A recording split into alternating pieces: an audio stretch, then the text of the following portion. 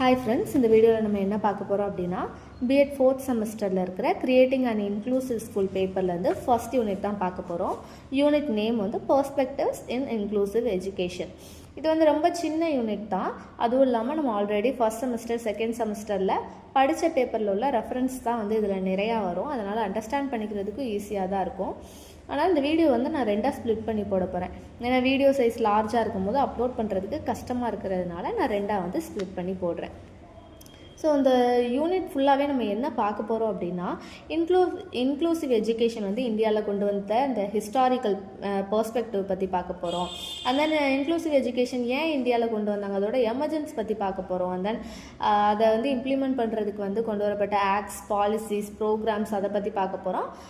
இதெல்லாமே இந்த யூனிட்டில் வந்து நம்ம கவர் பண்ண போகிறோம். நெக்ஸ்ட் யூனிட்டில் வந்து இன்க்ளூசிவ் எஜுகேஷனோட needs and importance and then principles and then various education programmes இந்த மாதிரி மற்ற டாபிக்ஸ் எல்லாமே நெக்ஸ்ட் வீடியோவில் நம்ம கவர் பண்ண போகிறோம். ஒரு சின்ன ரிமைண்டர் மட்டும் கொடுத்துறேன். இன்க்ளூசிவ் எஜுகேஷன்னா என்ன? நார்மலாக வந்து நார்மல் சில்ட்ரன் எல்லாருமே வந்து ஒரு ஸ்கூலில் படிப்பாங்க. அவங்க கூடயே சேர்ந்து வந்து இந்த டிசபிளான சில்ட்ரனையும் மென்டலி கொஞ்சம் டிசபிள்டாக இருக்கிற சில்ட்ரன் எல்லாரையுமே வந்து இன்க்ளூட் பண்ணி படிக்க வைக்கிற ஸ்கூல் தான் இன்க்ளூசிவ் எஜுகேஷன் அப்படின்னு சொல்லி சொல்கிறோம். ஸோ இது வந்து எப்படி ஹிஸ்டாரிக்கலாக வந்தது அப்படின்னு பார்க்கலாம். Emergence of inclusive education in India from the historical perspective. நார்மலாக வந்து எஜுகேஷன் அப்படின்ற ஒரு சிஸ்டம் வந்து இருந்தது. இதிலிருந்து வந்து ஸ்பெஷல் எஜுகேஷன் அப்படின்ற ஒரு செப்பரேட் சிஸ்டம் வந்து பிரிஞ்சு எவால்வ் ஆகி வருது. அது வந்து எப்போ அப்படின்னா பிரிட்டிஷ் வந்து ரூல் பண்ணிகிட்டு இருந்தா அந்த டைமில் 1880s அந்த டைமில் வந்து ஸ்பெஷல் எஜுகேஷன் அப்படின்ற ஒரு செப்பரேட் சிஸ்டம் வந்து கொண்டு வராங்க. அண்ட் தென் டெஃபுக்கான ஃபஸ்ட்டு ஸ்கூல் வந்து பாம்பேயில் வந்து 1883 கொண்டு வராங்க. அண்ட் தென் அதே மாதிரி பிளைண்டுக்கான ஃபஸ்ட்டு ஸ்கூல் வந்து அம்ரிட்சரில் வந்து 1887 வந்து கொண்டு வராங்க. ஸோ இதுக்கப்புறமா இந்தியா இண்டிபெண்டன்ஸ் கிடைச்சதுக்கப்புறம், அதாவது 1947 அப்புறமா வந்து பிளைண்ட்ஸ்க்கான ஸ்கூல்ஸ் வந்து 32ஆகவும் டெஃப்கான ஸ்கூல்ஸ் வந்து 30ஆகவும் அண்ட் தென் மென்டலி ரிட்டையர்டாக இருக்கிற ஸ்டூடெண்ட்க்கு வந்து 3 ஸ்கூல்ஸும் வந்து புதுசாக வந்து பில்ட் பண்ணுறாங்க. அண்ட் தென் அதோட சக்ஸஸ் வந்து அதிகமாக இருந்ததுனால ரொம்ப வேகமாக வந்து இந்த ஸ்கூல்ஸ் எல்லாமே நிறைய இடத்துல வந்து வைக்க ஆரம்பிக்கிறாங்க, இந்த ஸ்பெஷல் ஸ்கூல்ஸ். இயர் 2000 வந்து ஸ்கூலோட எண்ணிக்கை, ஸ்பெஷல் ஸ்கூலோட எண்ணிக்கை வந்து 3000க்கும் மேலே வந்து வந்துடுது. அது மட்டும் இல்லாமல் இந்த ஸ்பெஷல் ஸ்கூல்ஸை வந்து டெவலப் பண்ணுறதுக்கு அண்ட் தென் இந்த இன்க்ளூசிவ் எஜுகேஷன் வந்து கொண்டு வர்றதுக்கு வந்து நிறைய ஆக்ட்ஸு அண்ட் தென் ரூல்ஸு, பிரின்சிபல்ஸ் எல்லாமே கொண்டு வராங்க. ஆர்டிகிள் 45 வந்து என்ன சொல்லுது அப்படின்னா, எல்லா சில்ட்ரனுக்குமே வந்து ஃப்ரீ அண்ட் கம்பல்சரி எஜுகேஷன் வந்து கொடுத்தாகணும், 14 வயசுக்கு கீழே இருக்கிற எல்லா சில்ட்ரனுக்கும் அப்படின்னு கொண்டு வராங்க. And then according to 86th constitutional amendment என்ன சொல்லுது அப்படின்னா, 6 வயசுலேருந்து 14 வயசு வரைக்கும் இருக்கிற எல்லா சில்ட்ரனுக்குமே எஜுகேஷன் வந்து அவங்களோட பேசிக் ரைட் அப்படின்னு சொல்லி, ஃபண்டமெண்டல் ரைட்ஸ் அப்படின்னு சொல்லி டிக்ளேர் பண்ணுது. இதில் வந்து ஆல் சில்ட்ரன் மென்ஷன் பண்ணுறாங்கல்ல, இந்த ஆல் சில்ட்ரனில் வந்து இந்த டிசபிலிட்டிஸோடு இருக்கிற சில்ட்ரனுமே இன்க்ளூட் ஆகி தான் வராங்க. ஸோ இந்த ஆர்டிக்கிள் எல்லாமே டிசபிள்டாக இருக்கிற சில்ட்ரனுக்குமே வந்து பொருத்தமாக இருக்கும், அவங்களே இன்க்ளூட் பண்ணது தான். இதுக்கப்புறமா வந்து ஸ்பெஷலாக 1974 வந்து கவர்மெண்ட் ஆஃப் இந்தியா வந்து integrated education for disabled children IEDC scheme வந்து லான்ச் பண்ணுறாங்க. ஸோ அதுக்கு முன்னாடி வரைக்கும் வந்து இன்க்ளூசிவ் எஜுகேஷன் அப்படின்ற ஒரு தியரி வந்து இல்லை. ஸ்பெஷல் சில்ட்ரனுக்காக வந்து தனியாக தான் இந்த ஸ்கீம் வந்து கொண்டு வந்தாங்க. அண்ட் தென் லேட் 90s தான், அதாவது 1997 தான் வந்து இந்த இன்க்ளூசிவ் எஜுகேஷன் அப்படின்ற ஒரு ஃபிலாசபி வந்து கொண்டு வராங்க. இதை வந்து டிஸ்ட்ரிக்ட் ப்ரைமரி எஜுகேஷன் ப்ரோக்ராமே TPEP அப்படின்றதுல வந்து ஆட் பண்ணுறாங்க. ஸோ இந்த இந்தியன் சினாரியோவில் வந்து இந்த இன்க்ளூசிவ் எஜுகேஷன் வந்து 1991 2000, அதாவது 90s தான் வந்து ஒரு பெரிய இம்பேக்டை வந்து கொண்டு வருது. இன்டகிரேட்டட் எஜுகேஷன்லேருந்து இன்க்ளூசிவ் எஜுகேஷனுக்குமே வந்து இந்தியா வந்து ரீப்ளேஸ் பண்ணுது. ஸோ இதுதான் வந்து ஆல்ரெடி சொன்ன மாதிரி இந்த இன்க்ளூசிவ் எஜுகேஷனோட எமர்ஜென்சி, இந்தியாவில் வர்றதுக்கான எமர்ஜென்சி ஹிஸ்டாரிக்கல் பெர்ஸ்பெக்டிவ் அப்படின்னு சொல்லலாம். ஆல்ரெடி சொல்லியிருந்தேன்ல, இந்த இன்க்ளூசிவ் எஜுகேஷன் கொண்டு வர்றதுக்கு நிறைய ஆக்ட்ஸ், பாலிசிஸ் அண்ட் ப்ரோக்ராம்ஸ் வந்து இந்தியாவில் வந்து கொண்டு வந்தாங்க. அதில் வந்து என்னென்ன அப்படின்றது தான் நான் கீழே மென்ஷன் பண்ணியிருக்கேன். அதோட அந்த ஆக்டோட நேம் மட்டும் நான் மென்ஷன் பண்ணியிருக்கேன். ஒன்று என்ன அப்படின்றத நான் ப்ரீஃபாக சொல்லிடுறேன். First one, constitution of India and education of children with special needs. Constitution of India வந்து ஃபோர்ஸ்க்கு வந்தது எப்போ அப்படின்னா 26 ஜனவரி 1950. இது வந்து ஆல்ரெடி எல்லாருக்குமே தெரிஞ்சது தான். ஸோ அது வந்து என்ன ப்ரியாம்பிள் பண்ணுது அப்படின்னா, எல்லா இந்தியன்ஸுக்குமே வந்து ஈக்குவல் ஆப்பர்ச்சுனிட்டி இருக்குது, ஈக்குவல் ஸ்டேட்டஸ் வந்து இருக்குது இந்தியாவில் அப்படின்றது தான் வந்து ப்ரொவைட் பண்ணுது. அதுதான் வந்து ப்ரியாம்பிள் பண்ணுது. அதே மாதிரி ஆர்டிகல் 41 வந்து என்ன ஆர்டிகல் 41 ஆஃப் டைரக்டிவ் பிரின்சிபிள்ஸ் என்ன சொல்லுது அப்படின்னா, எல்லாருக்குமே ஒருத்தருக்கும் தனியாக வந்து எஜுகேஷன் வந்து அஃபைம் பண்ணுறதுக்கும் ஒர்க் வந்து ஆப்பர்ச்சுனிட்டி வந்து கேதர் பண்ணுறதுக்கும் எல்லாருக்குமே வந்து ரைட்ஸ் இருக்குது அப்படின்றத வந்து ப்ரியாம்பிள் பண்ணுது. அந்த ஆர்டிகல் 45 வந்து என்ன டிக்ளேர் பண்ணுது அப்படின்னா, எல்லாருக்குமே வந்து ஃப்ரீ அண்ட் கம்பல்சரி எஜுகேஷன், அதாவது 14 வயசுக்கு கீழே இருக்கிற எல்லா குழந்தைங்களுக்குமே வந்து ஃப்ரீ அண்ட் கம்பல்சரி எஜுகேஷன் வந்து ப்ரொவைட் பண்ணணும் அப்படின்னு சொல்லுது. ஆல்ரெடி முன்னாடியே சொன்ன மாதிரி 86th amendment to the constitution படி 6 வயசுலேருந்து 14 வயசுக்கு வரைக்கும் இருக்கிற எல்லா குழந்தைங்களுக்குமே வந்து எஜுகேஷன் வந்து ஒரு ஃபண்டமெண்டல் ரைட்ஸ் அப்படின்னு சொல்லி டிக்ளேர் பண்ணுறாங்க. ஸோ இது எல்லாமே வந்து constitution of India and education of children with special நீட்ஸ்க்கு கீழே வர்ற acts. And then turn of events from 1960s to 1994. 1960s தான் இந்த ஸ்பெஷல் எஜுகேஷன் வந்து இந்தியாவில் வந்து ஆர்கனைஸ் ஆனதுக்கும் ஃபண்ட் ஆனதுக்கும் ஒரு இம்பார்ட்டன்ட் சேஞ்சஸ் வந்து 1960s தான் வந்தது அப்படின்னு சொல்லி சொல்கிறாங்க. அது மட்டும் இல்லாமல் ஃபஸ்ட்டு வந்து மினிஸ்ட்ரி ஆஃப் எஜுகேஷன் மட்டும்தான் இருந்தது. ஆனால் அதிலிருந்து பிரிஞ்சு மினிஸ்ட்ரி ஆஃப் சோசியல் வெல்ஃபேர் வந்து க்ரியேட் ஆகுது. இந்த மினிஸ்ட்ரி ஆஃப் சோசியல் வெல்ஃபேரோட ரெஸ்பான்சிபிலிட்டி என்ன அப்படின்னா, weak and vulnerable section of சொசைட்டிலேருந்து வர அந்த சில்ட்ரனுக்கு வந்து எஜுகேஷன் ப்ரொவைட் பண்ணுறது தான் வந்து இந்த மினிஸ்ட்ரி ஆஃப் சோசியல் வெல்ஃபேரோட ரெஸ்பான்சிபிலிட்டியாக சொல்கிறாங்க.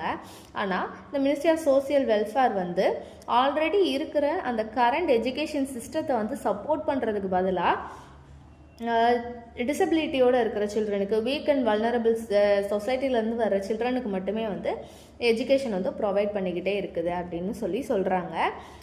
இதனால் வந்து இதுக்கப்புறமா தனித்தனியாக நிறையா ஆக்ட்ஸ் வந்து கொண்டு வராங்க. அந்த ஆக்ட்ஸ் மூலியமாக வந்து எஜுகேஷன் வந்து எல்லாருக்குமே ஈவனாக கிடைக்கணும் அப்படின்றதுக்காக கொண்டு வராங்க. அதில் சிலது தான் வந்து கீழே மென்ஷன் பண்ணியிருக்கேன். இது வந்து ஆல்ரெடி நம்ம படித்தது தான், கொத்தாரி எஜுகேஷன் கமிஷன்ஸ் ரிப்போர்ட். இது வந்து நம்ம ஆல்ரெடி கண்டெம்பரரி இந்தியாவில் வந்து நம்ம படிச்சிருப்போம். இந்த கொத்தாரி எஜுகேஷன் கமிஷன் வந்து எதுக்காக க்ரியேட் பண்ணுறாங்க அப்படின்னா, இந்தியாவில் வந்து நம்மளோட கண்ட்ரியில் வந்து எஜுகேஷன் சிஸ்டத்தை வந்து இம்ப்ரூவ் பண்ணுறதுக்காக வந்து இதை க்ரியேட் பண்ணுறாங்க. இதில் வந்து டிசபிள்டாக இருக்கிற children and then normal child எல்லாருக்குமே வந்து எஜுகேஷன் வந்து ப்ரொவைட் பண்ணணும் அப்படின்ற நோக்கத்தோடு தான் இந்த கொத்தாரி எஜுகேஷன் கமிஷன் வந்து க்ரியேட் பண்ணுறாங்க. ஆனால் அன்ஃபார்ச்சுனேட்லி கவர்மெண்ட் வந்து இதை இம்ப்ளிமெண்ட் பண்ணாமலே விட்டுட்டாங்க அப்படின்னு சொல்கிறாங்க. இதுக்கப்புறமா வந்து the integrated child development scheme ICDS 1974 வந்து கொண்டு வராங்க. The ministry of human resource development தான் வந்து இதை 1974 வந்து லான்ச் பண்ணுறாங்க. இது எதுக்காக இம்ப்ளிமெண்ட் பண்ணுறாங்க அப்படின்னா, வல்னரபிள் செக்ஷன்லேருந்து வர வல்னரபிள் சொசைட்டிலேருந்து வர 5 வயசுக்கு உள்ள குழந்தைங்களுக்கு வந்து schooling, health care, nutrition and then preschool facility இது எல்லாத்தையுமே வந்து கொடுக்கறதுக்காக தான் இந்த ICDS வந்து 1974 இம்ப்ளிமெண்ட் பண்ணுறாங்க. ஆனால் இதில் வந்து என்ன ஒரு ட்ராபேக் அப்படின்னா, இதில் வந்து டிசபிள்டு சில்ட்ரன் வந்து இன்க்ளூட் பண்ணலை. இதுதான் இதில் இருக்கிற ஒரு ட்ராபேக்னு சொல்கிறாங்க. And then the Integrated Education of Disabled Children IEDC 1974. Indian government வந்து 1971 வந்து இன்டகிரேட்டட் எஜுகேஷன் அப்படின்ற ப்ரோக்ராம் வந்து ஆக்ஷனுக்கு கொண்டு வரதை அனௌன்ஸ் பண்ணுது. இதுக்கப்புறமா வந்து ministry of welfare of government of India வந்து IEDC வந்து 1974 வந்து லான்ச் பண்ணுறாங்க.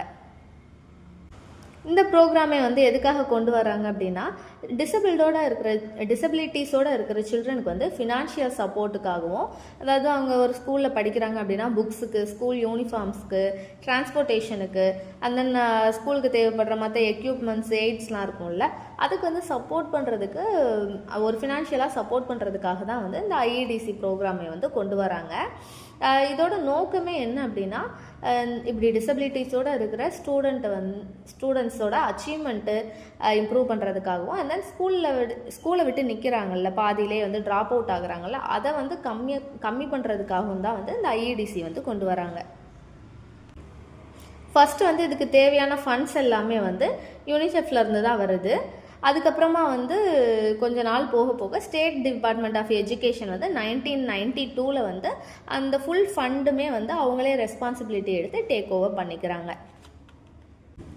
என்னதான் அந்த ஸ்கீம் இவ்வளோ ஃபெசிலிட்டிஸோடு கொண்டு வந்தாலுமே வந்து இது ஸ்மால் அமௌண்ட் ஆஃப் ஸ்டூடெண்ட்டுக்கு மட்டும்தான் வந்து பெனிஃபிட்டாக இருந்திருக்கு, ஸ்மால் அமௌண்ட் ஆஃப் குரூப்புக்கு மட்டும்தான் வந்து சக்ஸஸ் வந்து மீட் பண்ணியிருக்கு அப்படின்னு சொல்கிறாங்க. இந்த ஸ்கீம் மூலியமாக 1,00,000 குழந்தைங்க வந்து பெனிஃபிட் ஆகியிருக்காங்க அப்படின்னு சொல்கிறாங்க. And then National Policy on Education 1986. The National Policy on Education NPE and then Programme of Action POA இது ரெண்டும் சேர்ந்து வந்து எதை ஸ்ட்ரெஸ் அவுட் பண்ணுது அப்படின்னா நார்மல் சில்ட்ரனோட சேர்ந்து வந்து இந்த ஸ்பெஷல் நீட்ஸோடு இருக்கிற சில்ட்ரனுமே வந்து இன்டகிரேட் ஆகி படிக்கணும், மற்ற குரூப்ஸோடு இவங்களுமே சேர்ந்து இன்டகிரேட் ஆகணும் அப்படின்றத தான் வந்து ஸ்ட்ரெஸ் பண்ணுது. இது மூலியமாக அந்த ஸ்பெஷல் சில்ட்ரன் கிட்ட, அதாவது டிசபிலிட்டிஸோடு இருக்கிற சில்ட்ரன் கிட்ட வந்து நிறையா மாடிஃபிகேஷன் வரும். அவங்களும் வந்து மற்றவங்கள மாதிரி நார்மல் க்ரோத்தோட மற்றவங்கள மாதிரி லைஃப்பை வந்து ஃபேஸ் பண்ணுற அந்த கரேஜ் அண்ட் கான்ஃபிடென்ஸ் வந்து அவங்கக்கிட்ட க்ரியேட் ஆகும் அப்படின்னு சொல்லி இந்த நேஷ்னல் பாலிசி ஆன் எஜுகேஷன் வந்து ஸ்ட்ரெஸ் பண்ணுது. And then programme of action POA 1992. Already சொன்ன மாதிரி தான் இதுக்கு முன்னாடி பார்த்த நேஷ்னல் பாலிசி ஆன் எஜுகேஷனுமே and then programme of action இது ரெண்டுமே வந்து கிட்டத்தட்ட சேம் தான். இது ரெண்டுமே எதுக்கு கொண்டு வந்தாங்க அப்படின்னா எல்லா ஸ்டூடெண்ட்டையுமே வந்து மிங்கிள் பண்ணி இன்டகிரேட் பண்ணி ஒரே மாதிரி கிளாஸ் ரூமில் வந்து ஒரே மாதிரி எஜுகேஷன் வந்து ப்ரொவைட் பண்ணும் அப்படின்றது. ஆனால் ஒரு சின்ன மாடிஃபிகேஷன் இந்த ப்ரோக்ராமே ஆஃப் ஆக்ஷனில் இருக்குது. என்ன அப்படின்னா நார்மல் சில்ட்ரனும் தென் மைல்டான டிசபிலிட்டிஸோடு இருக்கிற சில்ட்ரனும் வந்து ஜென்ரல் ஸ்கூல் ஒரே மாதிரியான ஸ்கூல் ஒரே மாதிரி எஜுகேஷன் சிஸ்டத்தோடு வந்து இன்டகிரேட் பண்ணிக்கலாம் அப்படின்னு சொல்லுது. அதை தவிர்த்து சிவியர் டிசபிலிட்டிஸோடு இருப்பாங்கள்ல அந்த மாதிரி ஸ்டூடெண்ட்ஸ்லாம் வந்து அவங்களுக்கு பேசிக் லிவிங் ஸ்கில்ஸ்லாம் வந்து அக்யூர் பண்ணதுக்கு அப்புறமா வந்து இந்த நார்மல் எஜுகேஷன் சிஸ்டத்துக்குள்ளே ஜென்ரல் ஸ்கூலுக்குள்ள வந்து கொண்டு வரலாம் அப்படின்னு சொல்லி ப்ரோக்ராமே ஆஃப் ஆக்ஷனில் வந்து டிக்ளேர் பண்ணுறாங்க. ஆனால் இதில் இன்னொரு ட்ராபேக் என்ன அப்படின்னா இந்த ப்ரோக்ராமே ஆஃப் ஆக்ஷன் வந்து ஆல்ரெடி சொன்னுச்சுல இந்த சிவியர் டிசபிலிட்டிஸோடு இருக்கிறவங்களுக்கு பேசிக் லிவிங் ஸ்கில்ஸ் வந்து ஃபஸ்ட் அக்யூர் பண்ணணும், அதுக்கடுத்து ஜென்ரல் ஸ்கூல்ஸ்க்கு வரணும்னு என்னென்ன பேசிக் லிவிங் ஸ்கில்ஸ் எதை வந்து பேசிக் லிவிங் ஸ்கில்ஸ்ன்னு சொல்கிறாங்க அப்படின்றத வந்து டிஃபைன் பண்ணலை. இதுதான் இதில் இருக்கிற ஒரு drawback. And then emergency of rehabilitation council of India இது வந்து 2000 வந்து அமெண்ட் பண்ணுறாங்க. RCI act provided standards for rehabilitation professionals. அதாவது இது என்ன வந்து ஸ்ட்ரெஸ் பண்ணுது அப்படின்னா ட்ரைனான டீச்சர்ஸ், அதாவது லைசன்ஸோடு இருக்கிற ட்ரைனான டீச்சர்ஸ் மட்டும்தான் ஸ்பெஷல் டீச்சர்ஸாக வந்து எம்ப்ளாய் ஆக முடியும், ஒர்க் பண்ண முடியும். லைசன்ஸ் இல்லாமல் ஒர்க் பண்ணுற டீச்சர்ஸ்க்கு வந்து இம்ப்ரிசன்மெண்ட் வந்து அவங்க ஃபேஸ் பண்ண வேண்டி வரும், அதாவது ஜெயிலுக்கு போக வேண்டி வரும், இல்லை அப்படின்னா 1000 ரூபா வந்து ஃபைன் பே பண்ண வேண்டி வரும், இல்லை அப்படின்னா 2 பனிஷ்மெண்ட்டுமே வந்து அவங்க மேலே வந்து ஃபோர்ஸ் பண்ணலாம் அப்படின்னு சொல்லி ஒரு லா வந்து கொண்டு வராங்க. இதுதான் வந்து RCI rehabilitation council of India. And then Persons with Disabilities Act BDA 1995. இந்த BDA வந்து ஒரு வைட் ரேஞ்ச் ஆஃப் டிசபிலிட்டிக்கு ரிலேட்டடாக இருக்கிற டாபிக்ஸ் எல்லாத்தையுமே வந்து கவர் பண்ணுது அப்படின்னு சொல்கிறாங்க. இன்க்ளூடட் எஜுகேஷனாக இருக்கட்டும், ஜாப்பாக இருக்கட்டும், அண்ட் தென் டிசைன் பில்ட் பண்ணுறதா இருக்கட்டும், இந்த மாதிரி வேரியஸ் டாபிக்ஸ் வந்து இந்த BDA வந்து இன்க்ளூட் பண்ணுது, கவர் பண்ணுது அப்படின்னு சொல்கிறாங்க. அண்ட் தென் BDA வந்து டிசபிலிட்டியை வந்து 7 கேட்டகரியாக வந்து டிஃபைன் பண்ணுறாங்க. என்னென்ன நோட் பண்ணிக்கோங்க. Blindness, low vision, hearing impairment, locomotor disability, leprosy cured, mental illness and speech disability. இந்த மாதிரி 7 விதமாக வந்து BDA டிசபிலிட்டியை வந்து டிஃபைன் பண்ணுறாங்க. அது மட்டும் இல்லாமல் BDA ஆக்ட் என்ன சொல்லுது அப்படின்னா கவர்மெண்ட் வந்து நான் சொல்கிற அந்த பெனிஃபிட்ஸ்லாம் நோட் பண்ணி வச்சுக்கோங்க. ஸோ அந்த பெனிஃபிட்ஸ் எல்லாத்தையுமே இந்த ஸ்பெஷல் நீடோடு இருக்கிற டிசபிலிட்டி சில்ட்ரனுக்கு வந்து ப்ரொவைட் பண்ணணும் அப்படின்னு சொல்கிறாங்க. என்னென்ன அப்படின்னா free transport facilities, and then removing architectural barriers, supplying free books and other study materials, granting scholarships, restructuring curriculum appropriately and modifying the examination system. இந்த மாதிரி பெனிஃபிட்ஸ் எல்லாமே இந்த ஸ்பெஷல் நீட்ஸோடு இருக்கிற சைல்டுக்கு வந்து பண்ணி கொடுக்கணும் அப்படின்னு சொல்கிறாங்க. ஆனால் இந்த ஆக்டை வந்து கவர்மெண்ட் வந்து இம்ப்ளிமெண்ட் பண்ணலை. ஏன் அப்படின்னா அதை வந்து இம்ப்ளிமெண்ட் பண்ணுறதுக்கு வந்து ஃபண்டு தேவைப்படும். அதனால் வந்து இதை இம்ப்ளிமெண்ட் பண்ணாமலே இன்னும் இருக்காங்க.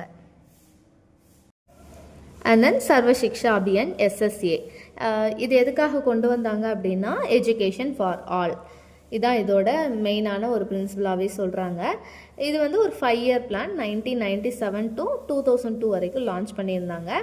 இது எதுக்காக கொண்டு வந்தாங்க அப்படின்னா UEE, அதாவது யூனிவர்சலைசேஷன் ஆஃப் எலிமெண்ட்ரி எஜுகேஷனோட அச்சீவ்மெண்ட்டுக்காக கொண்டு வந்தது தான் இந்த SSA. இதோட மெயின் கோலே என்ன அப்படின்னா 6 வயசுலேருந்து 14 வயசு வரைக்கும் இருக்கிற எல்லா சில்ட்ரனுக்குமே ஃப்ரீ அண்ட் கம்பல்சரி எஜுகேஷனுக்காக தான் இதை வந்து கொண்டு வந்தாங்க. அது மட்டும் இல்லாமல் இந்த குழந்தைங்களுக்கு எல்லாமே எஜுகேஷன் ஒரு ஃபண்டமெண்டல் ரைட்ஸாக வந்து கன்சிடர் பண்ணுறாங்க. இது வந்து டிசபிள்டு சில்ட்ரனுக்காக வந்து உருவாக்கப்பட்ட ஒரு ஸ்பெசிஃபிக்கான ப்ரோக்ராம் கிடையாது. ஆனால் இதில் வந்து டிசபிலிட்டியோடு இருக்கிற சில்ட்ரனுமே வந்து இன்க்ளூட் ஆகி தான் வருவாங்க. ஏன்னா இதில் ஆல் சில்ட்ரன் அப்படின்னு மென்ஷன் பண்ணிட்டதுனால. ஆனால் இதில் வந்து மென்ஷன் பண்ணியிருக்கிற வந்து டிசபிலிட்டிஸோடு இருக்கிற சில்ட்ரனுக்கு வந்து பெனிஃபிட்டாக இருக்கிற 3 மேஜரான பாயிண்ட்ஸ் வந்து என்னென்ன அப்படின்றது வந்து பார்த்துடலாம். இந்த சர்வ சிக்ஷா அபியான் மூலியமாக வந்து டிசபிலிட்டியோடு இருக்கிற சைல்டுக்கு வந்து வருஷத்துக்கு 1200 ரூபாய் வந்து அலோகேட் பண்ணியிருக்காங்க. அது மட்டும் இல்லாமல் இந்தியாவில் இருக்கிற எல்லா ஸ்கூல்ஸ்லையுமே எல்லா ஏரியாவில் இருக்கிற ஸ்கூல்ஸுமே வந்து டிசபிலிட்டிஸோடு இருக்கிற சில்ட்ரனுக்கு வந்து அட்மிஷன் வந்து கொடுக்கணும், என்ரோல்மெண்ட் வந்து கொடுக்கணும் அப்படின்னு சொல்கிறாங்க.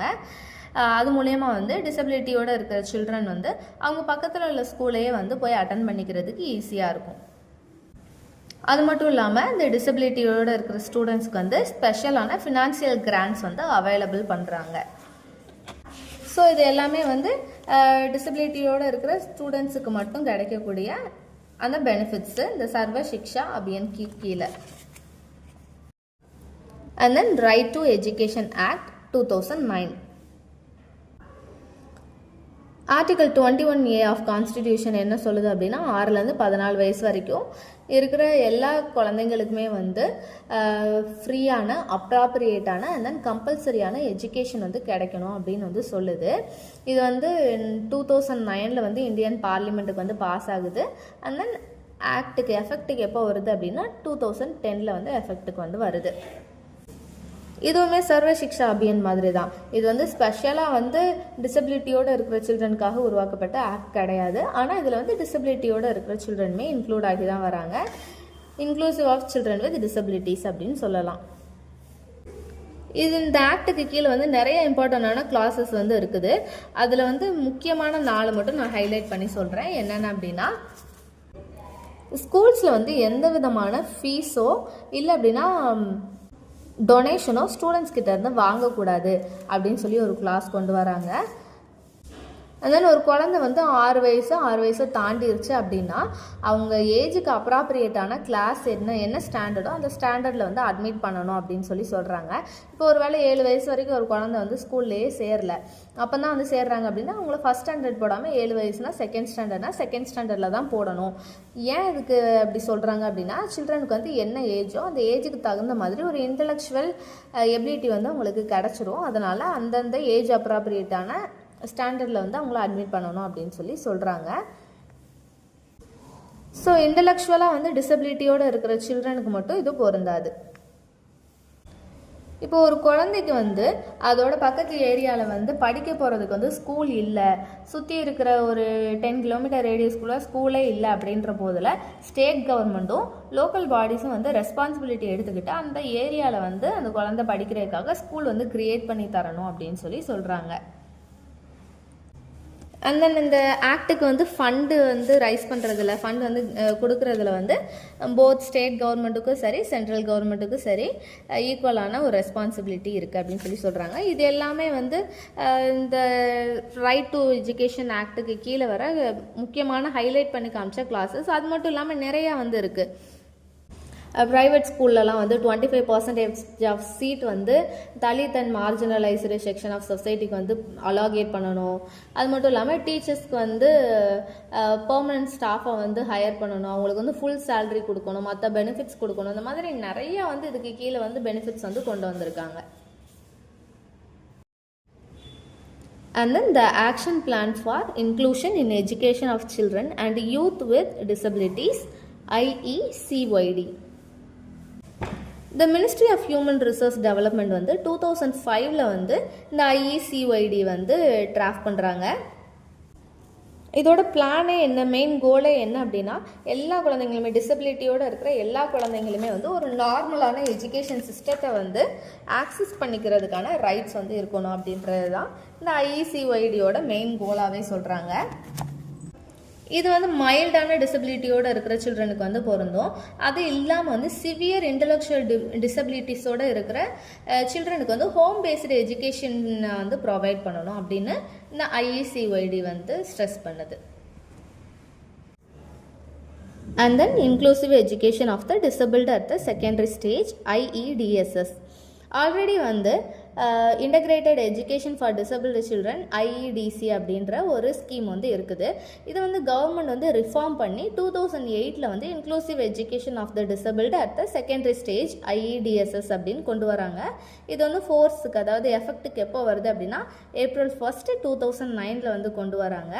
இதோட நோக்கம் என்ன, ஆப்ஜெக்டிவ் என்ன அப்படின்னா, டிசபிலிட்டியோடு இருக்கிற சில்ட்ரன் வந்து 8 வயசுக்கு அப்புறமா அவங்களோட எலிமெண்ட்ரி எஜுகேஷன் வந்து முடிச்சதுக்கப்புறமா அவங்களோட செகண்டரி எஜுகேஷன் வந்து கண்டினியூ பண்ணுறதுக்கு வந்து ஒரு இன்க்ளூசிவ் என்விரான்மெண்ட், அதாவது ஒரு ரெகுலர் ஸ்கூலில் வந்து இன்க்ளூசிவ் என்விரான்மெண்ட் வந்து ஏற்படுத்தி தர்றது தான் இதோட ஆப்ஜெக்டிவ் அப்படின்னு சொல்கிறாங்க.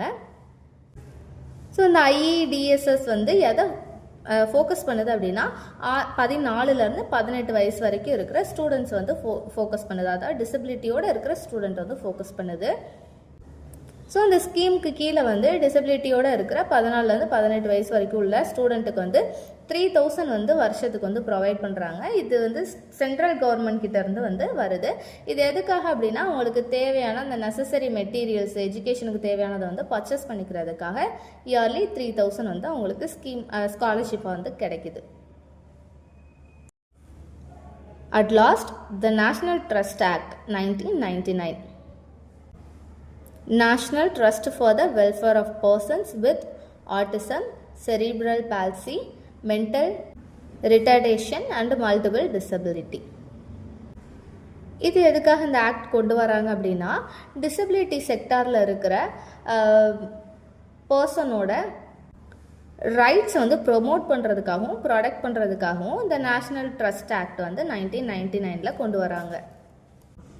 சுருக்கமாக சொல்லணும் அப்படின்னா, இந்த டிசபிலிட்டியோடு இருக்கிறவங்களுக்கு நிறைய ஆக்ட்ஸு, நிறைய பெனிஃபிட்ஸு, தென் நிறைய ஆப்ஜெக்டிவ்ஸ் வந்து இருக்குது.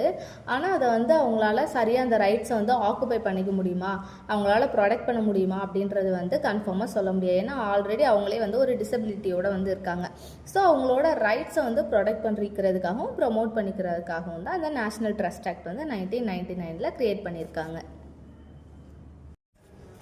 ஸோ இதோட அந்த ஃபஸ்ட்டு பார்ட்டு முடிச்சுக்கிறேன். செகண்ட் பார்ட் வந்து இதுக்கப்புறமா நான் அப்லோட் பண்ணுவேன், ப்ளேலிஸ்ட்டில் ஆட் பண்ணியிருப்பேன். அதையுமே பார்த்து உங்களோட எக்ஸாமுக்கு நல்லா ப்ரிப்பேர் ஆகுங்க. தேங்க்ஸ் ஃபார் வாட்சிங்.